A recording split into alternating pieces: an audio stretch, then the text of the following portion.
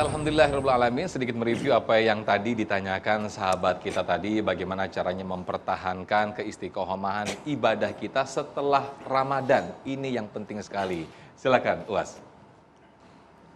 Orang Arab kalau dia melihat ada ekor binatang, ekor sapi ke bawah, ekor kambing ke bawah, ekor kucing ke bawah, tapi ada satu ekor yang naik ke atas, namanya ekor kalajengking.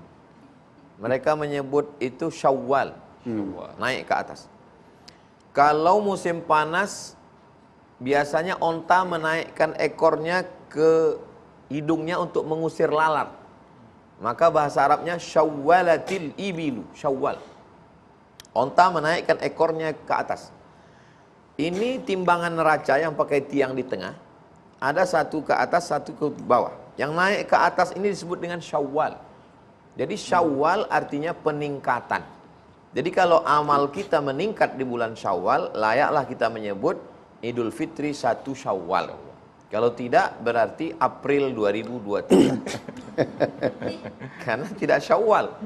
Jadi nama itu kita berhutang nama kalau tidak sesuai antara nama dengan musamma. Nama dengan yang diberi nama. Itu disadarkan dalam diri kita. Saya ini di Syawal. Yang kedua, motivasi diri kita dengan man kana yaumuhu khairun min amsihi fahuwa rabih. Siapa yang Syawal lebih baik daripada Ramadan, itu orang beruntung. Kalau sekedar sama, man kana yaumuhu mithla amsihi fahuwa khasir. Tapi kalau sampai lebih jelek, man kana yaumuhu syarrun min amsihi fahuwa mal'un. Orang itu terlaknat. Laknat artinya ba'idun 'anir rahmah, jauh dari rahmat kasih sayang Allah Subhanahu wa taala. Itu motivasi ke diri kita. Di dunia dengan para penghafal Quran, di akhirat dengan para malaikat. Al-mahiru bil Quran ma'as safaratil kiramil bararah. Pandang ke kanan malaikat, kiri malaikat, depan malaikat. Kenapa aku bisa bersama malaikat? Aku bukan malaikat. Karena kamu para penghafal Quran. Khairukum, orang yang paling baik di antara kamu, man ta'allamal Qur'ana, orang yang belajar Quran, wa 'allamahu, dan mengajarkan Quran. Jadi lingkungan ini dijaga betul. 3 lingkungan kita. Lingkungan tempat tinggal, alhamdulillah di asrama. Lingkungan tempat belajar, Institut Ilmu Al-Quran Jakarta. Lingkungan medsos. Nah, ini yang tadi remove dan invite tadi. Kalau di lingkungan yang menyelamatkan kita, alhamdulillah. Tapi kalau kira-kira menjerumuskan kita, maka apa boleh buat, kalau bisa lawan, selamatkan, tapi kalau tidak bisa, tinggalkan. Karena melanjutkan dengan orang yang merusak kita, bersilaturahim ini baik. Tapi kalau kita rusak, mudarat. Ketika bertemu antara mudarat dengan manfaat, darul mafasid muqaddam ala jalbil masalih. Menorak mudarat lebih diutamakan daripada mengambil manfaat. Jaga pergaulan, karena pergaulan amat sangat mempengaruhi tindak tanduk perbuatan kita. Demikian, Ustaz. Itulah salah satunya kenapa kita disunnahkan, dianjurkan untuk berpuasa Syawal, Ustaz. Ya, setelah nanti kita bulan Ramadan. Masya Allah. Berikutnya saya ke sahabat-sahabat kita yang sudah siap dengan pertanyaan. Siapa tadi? Silakan. Oke, boleh berdiri lah. Dikenalkan namanya dan diajukan pertanyaannya. Nama saya Amanda Amalia dari Institut Ilmu Al-Quran Jakarta. Izin bertanya Ustadz, bagaimana jika kita berpuasa tapi tidak bisa menahan diri seperti menyakiti hati orang, ghibah, itu apakah puasanya akan sia-sia selama kita menjalani seharian itu? Terima kasih Ustadz. Baik, silakan Ustadz Abdul Muta'ali. Baik, orang yang berpuasa tapi dia tidak bisa mengendalikan diri, menyakiti orang, maka Allah tidak butuh puasanya. Man lam yada' qawla zur wal amala bihi falaysa lillahi hajatun fi ayyada' ta'amahu wa syarabah. Itu sebabnya dalam Al-Quran itu ada 2 istilah, ada siyam, ada saum. Kalau saum itu part of siyam. Inni nazartu lirrahmani sauma falan ukallimal yawma insiya. Kata Ibunda Maryam, ya Allah, aku bernazar untuk puasa. Apa puasanya? Falan ukallimal yawma insiya, enggak ngomong. Ya, puasa bicara, tapi makan minum boleh. Nah, Al-Qur'an menyuruhnya itu diksinya amat sangat jelas, bukan saum. Tapi apa? Siyam. Ya ayyuhalladzina amanu kutiba alaikumus siyam. Quran tidak pernah menyatakan ya ayyuhalladzina amanu kutiba alaikumus shaum. Nah, siyam itu keseluruhan universal. puasa lahir, puasa batin.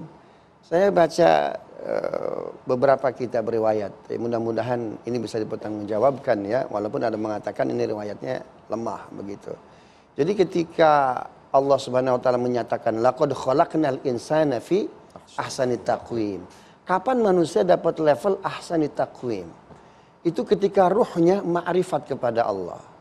Jadi Adam alaihissalam, ya manusia secara keseluruhan itu setelah ditiupkan ruh, ada dialog itu. Man anta wa man ana. Anda siapa, saya siapa. Ana wa anta anta. Ya Rabb, engkau saya. Bakar dia. Ya, sekian ribu tahun. Lalu diangkat lagi, ditanya lagi. Anda siapa, saya siapa. Ana wa anta anta. Saya engkau ya Rabb. Apa urusan saya? Ya. Lantas coba direndam di dasar lautan dan seterusnya. Kemudian diangkat lagi man anta wa man ana. Ana wa anta anta. Nah ketika itu Allah menyuruh coba puasakan manusia ini. Dipuasakan. Setelah dipuasakan ditanya man anta wa man ana. Anta rabbi wa ana abduk. Anta ilahi wa ana abduk. Engkau itu Tuhanku dan saya hambamu. Itu sebabnya baru muncul laqad khalaqnal insana fi ahsani taqwim. Jadi bukan hanya rupanya, tetapi batinnya, adabnya. Itu sebabnya inna syaitan yajri majrad dam.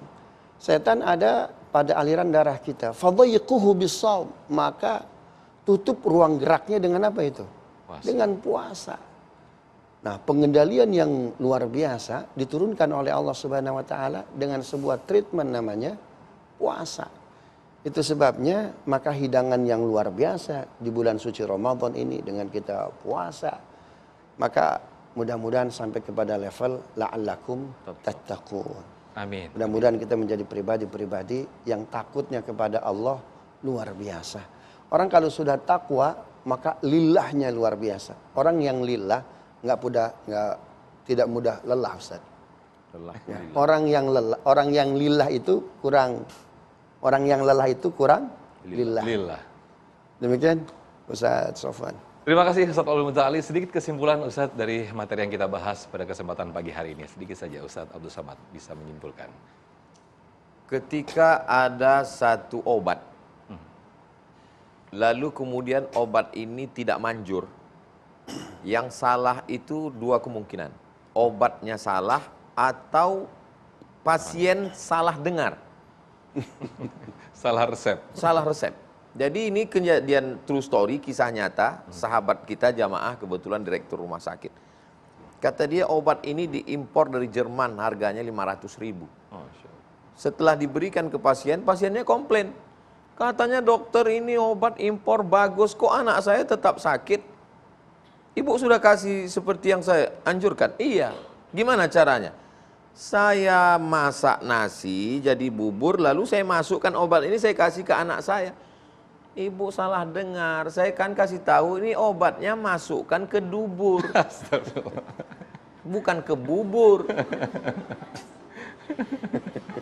Jadi kalau ada orang sudah puasa bolak-balik umur 45 tahun, berarti sudah puasa 35 tahun.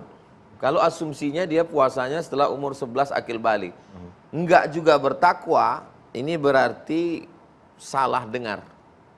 Yang Allah tidak mungkin salah. La ya'tihil batilu min baini yadayhi wala min khalfi. Allah tidak mungkin salah.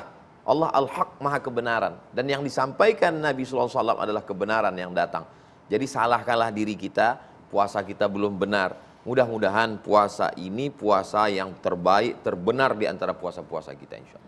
Amin, amin ya rabbal alamin. Terima kasih Ustaz Abdul Somad, Ustaz Abdul Muta'ali atas penjelasannya di pagi hari ini. Mudah-mudahan menjadi penambah khasanah keilmuan kita dan juga semakin menambah ketakwaan kita kepada Allah Subhanahu wa taala.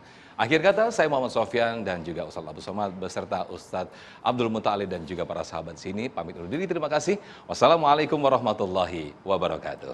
Waalaikumsalam warahmatullahi wabarakatuh. Rabbana taqabbal minna siyamana, terimalah puasa kami ya Allah. Amin ya Rabb. Wa qiyamana qiyamul lail kami, wa takhasyu'ana khusyuk kami, wa ta'abbudana ibadah kami, wa tammim taqsirana. Kami sadar ibadah kami ini banyak kekurangan, sempurnakan segala kekurangan kami ya Allah. Amin. Allahumma ja'alna minal muttaqin. Jangan hanya sekedar orang yang shaimin, tapi sampaikan kami pada derajat muttaqin. Allah maqsim lana min khasyatika ma yahulu bainana wa baina ma'asik. Tanamkan rasa takut itu dalam hati kami, sehingga dengan takut itu kami tidak jadi melakukan perbuatan maksiat padahal kami mampu melakukannya. Rabbana atina fid dunya hasanah wa fil akhirati hasanah wa qina adzabannar. Wa sallallahu ala sayyidina Muhammad wa ala alihi washabbihi wasallam. Walhamdulillahi rabbil alamin.